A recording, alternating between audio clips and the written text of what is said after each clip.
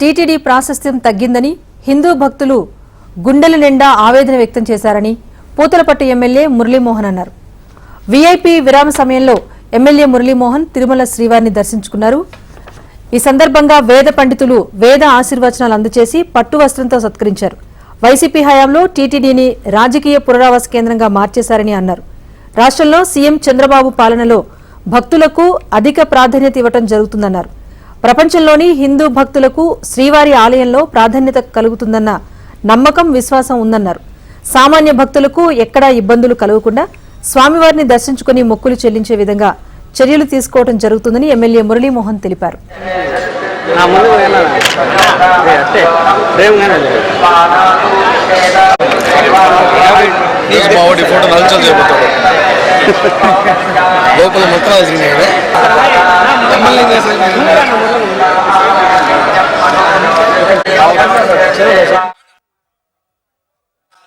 తిరుమల తిరుపతి దేవస్థానం యొక్క పవిత్రత, తిరుమల తిరుపతి యొక్క ప్రాశస్త్యం తెలిసినటువంటి కోట్లాది మంది హిందూ భక్తులందరూ కూడా గడచిన 5 ఏళ్లలో గుండెల విషయాల ఎలా రోదన వేదన వ్యక్తం చేశారో మీ అందరికీ తెలుసు.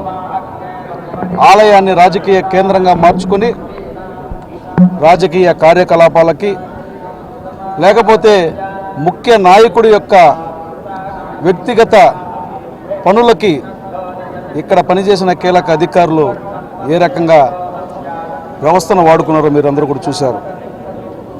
గడిచిన 2 నెలలుగా గౌరవ నారా చంద్రబాబు నాయుడు గారి పాలనలో ఇక్కడికి వచ్చినటువంటి ఎగ్జిక్యూటివ్ ఆఫీసర్ శ్యామలరావు గారు కానీ, అడిషనల్ ఎగ్జిక్యూటివ్ ఆఫీసర్ చౌదరి గారు కానీ భక్తులకు ఎక్కువ ప్రయారిటీ ఇవ్వడం జరుగుతుంది.